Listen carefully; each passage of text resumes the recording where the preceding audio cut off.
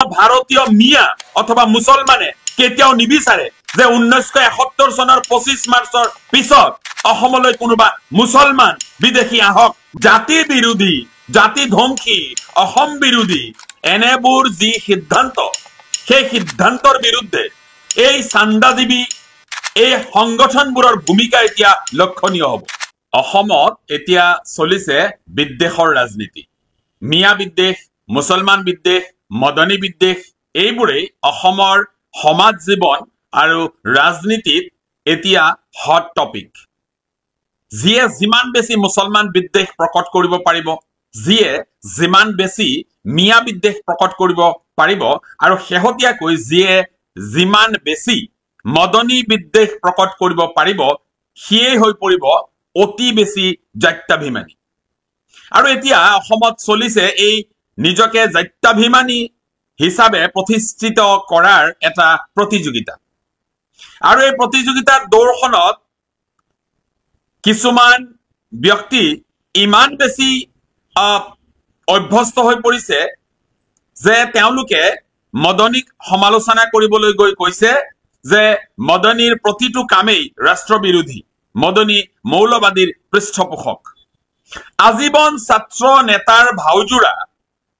যিগৰাকী ব্যক্তিয়ে চান্দা সংস্কৃতিৰ পৃষ্ঠপোষক হিচাপে নিজকে প্ৰতিষ্ঠা লাভ কৰিছে,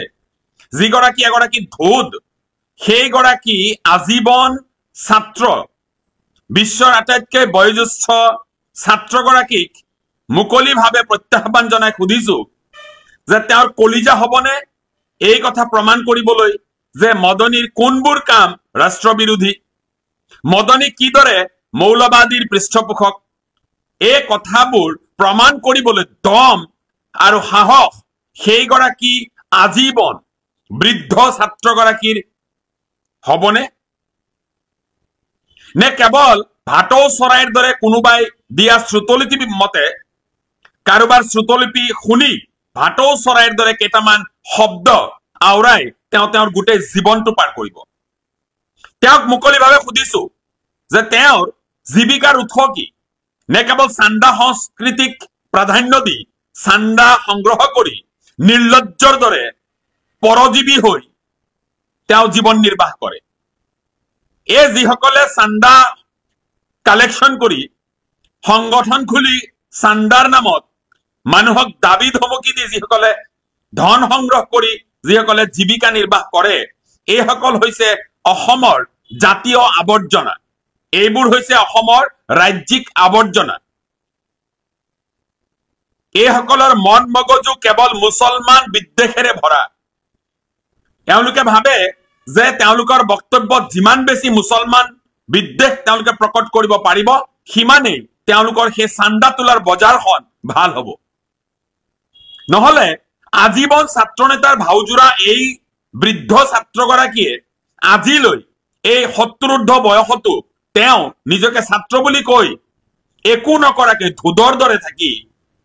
কেৱল চান্দা সংস্কৃতিৰ ওপৰত জীৱন নিৰ্বাহ কৰা এইসকলৰ স্পৰ্ধাটো ইমান যে স্বাধীনতা সংগ্ৰামৰ সৈতে সম্পৃক্ত এটা পৰিয়ালৰ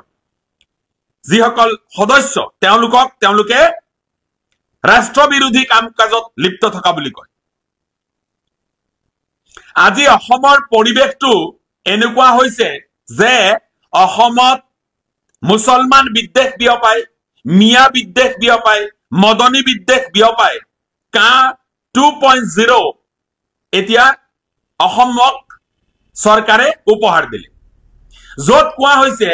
যে 2024 চনৰ 31 ডিচেম্বৰলৈ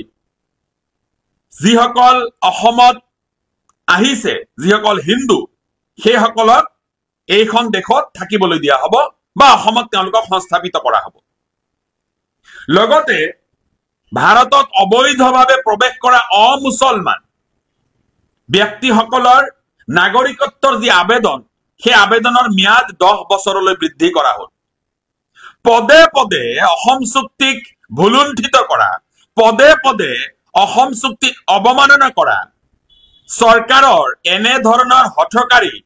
আৰু খিলঞ্জীয়া বিৰোধী,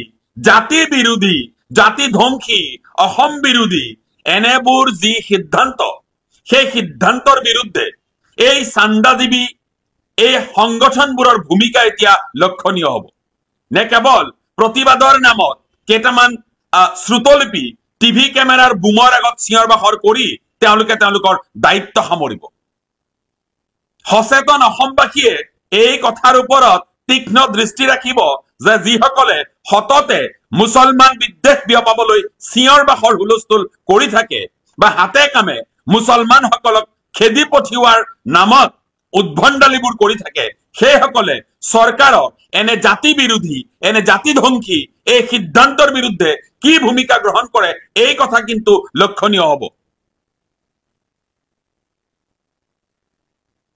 জাতি গঢ়াৰ নামত অসম গঢ়াৰ নামত অসমত হিন্দুত্ববাদ প্ৰতিষ্ঠাৰ নামত যি এক আখৰা চলিছে সেই আখৰাই অসমক পৰৱৰ্তী সময়ত দ্বিতীয় ত্ৰিপুৰা কৰিব এই কথা একেবাৰেই 100% সত্য আজিৰ অসমীয়াই হয়তো এই কথা বুজিব পৰা নাই কিন্তু এটা সময়ত এই অসমৰ প্ৰতিজন অসমীয়াই এই কথা উপলব্ধি কৰিব যে এই চৰকাৰে যিবোৰ সিদ্ধান্ত লৈছে এই গোটেইবোৰ সিদ্ধান্ত কেৱল অসম বিৰোধী সিদ্ধান্ত উচ্ছেদৰ নামত বৈধ ভাৰতীয়সকলক যি ধৰণে নিৰ্যাতন কৰা হৈছে সেই নিৰ্যাতনক একাংশই হাত চাপৰি বজাইছে চৰকাৰক সমৰ্থন দিছে আৰু সেই একেখন চৰকাৰে এতিয়া হিন্দুসকলক সংস্থাপিত কৰাৰ নামত কা 2.0 এতিয়া অসমক উপহাৰ দিছে ইমানবোৰ নাটক কৰাৰ কোনো প্ৰয়োজন নাই গোটেই বিশ্বত যিমান হিন্দু মানুহ আছে গোটেই হিন্দু মানুহক ভাৰতবৰ্ষত আনি বা অসমত আনি সংস্থাপিত কৰিলেই গোটেই লেঠাটো শেষ হৈ যাব এই গোটেইবোৰ কাৰ্যকলাপ কেৱল মাত্ৰ ভোটৰ স্বাৰ্থত কৰি থকা হৈছে এই কথা হয়তো বিবেকবান মানুহসকলে উপলব্ধি কৰিছে যদিও যিসকলে চান্দাৰ ওপৰত জীৱন নিৰ্বাহ কৰে এই হাৰ মৰ্ম বুজি নোপোৱা যিসকলৰ মন মগজু কলুষিতৰে পূৰ্ণ কেৱল মুছলমান বিদ্বেষেৰে যিসকলৰ মগজু পূৰ্ণ সেইসকলে এই কথাবিলাক উপলব্ধি কৰিব পৰা নাই আজি একাংশই মুছলমানক গালি পাৰি মিয়াক গালি পাৰি মদনীক গালি পাৰি আত্মসন্তুষ্টি লাভ কৰিছে সেইসকলক প্ৰশ্ন কৰিছো যে আজি তেওঁলোকৰ জাত্যাভিমান কলৈ গ'ল যেতিয়া 1971 চনৰ 25 মাৰ্চক ভিত্তিবৰ্ষ হিচাপে মানি লৈ অসম চুক্তি সম্পাদিত হৈছিল আৰু যিসমূহ দল সংগঠনে এই অসম চুক্তি আখৰে আখৰে পালন কৰিব লাগিব বুলি বিভিন্ন সময়ত দাবী উত্থাপন কৰি আহিছিল সেইসকলৰ দাবীক সম্পূৰ্ণ নস্যাৎ কৰি এতিয়া 2024 চন পৰ্যন্ত বিদেশীক আদৰি লোৱাৰ যি সিদ্ধান্ত এই সিদ্ধান্তৰ বিৰুদ্ধে তেওঁলোকে কি ভূমিকা গ্ৰহণ কৰিব নে কেৱল জাত্যাভিমানৰ নামত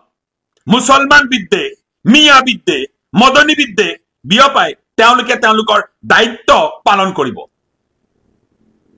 আজি এটা কথা স্পষ্ট কৰি দিব বিচাৰিছো অসমত বসবাস কৰা বৈধ ভাৰতীয় মিয়া অথবা মুছলমানে কেতিয়াও নিবিচাৰে যে 1971 চনৰ 25 মাৰ্চৰ পিছত অসমলৈ কোনোবা মুছলমান বিদেশী আহক বা থাকক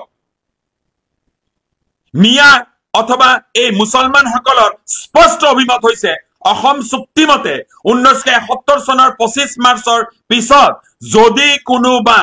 অবৈধ বাংলাদেশী অথবা অবৈধ বিদেশী ভাৰতবৰ্ষত আছে সি লাগিলে হিন্দু হওক অথবা মুছলমান হওক সেইসকল বিতৰণ হ'বই লাগিব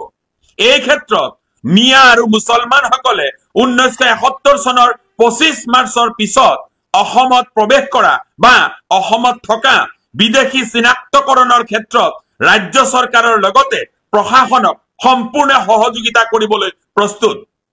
কিন্তু বিদেশীৰ নাম লৈ এই যে বৈধ ভাৰতীয়সকলক যি ধৰণে নিৰ্যাতন কৰি থকা হৈছে এই কথা ঘোৰ নিন্দা কৰিছো ঘোৰ বিৰোধিতা কৰিছো আজি কোৱা হৈছে যে উচ্ছেদ যিসকলক কৰা হ'ল সেইসকল অবৈধ নাগৰিক গেৰুৱা শিবিৰৰ ভৃত্য কিছুমানে টিভিৰ টকশ্বত কৈছে যে এইসকলক এতিয়া ভাৰতবৰ্ষৰ পৰা বিতৰণ কৰিব লাগে চৰকাৰৰ হৈনে এজেন্ডা হৈছে যিসমূহ ব্যক্তিক উচ্ছেদ কৰা হৈছে সেইসকলক এতিয়া তেওঁলোকে বিতৰণ কৰিব কি আইনৰ ভিত্তিত কি আইনৰ ভিত্তিত আইন নজনা এই জধামূৰ্খ বিলাকে যেতিয়া টিভি কেমেৰাৰ আগত এই কথাবোৰ কয় আমাৰ তেতিয়া অকণমান লাজ লাগে এওঁলোকলৈ পুতৌ জন্মে এওঁলোকৰ জ্ঞানৰ এই দৈন্যতা দেখি আমি লাজ পাওঁ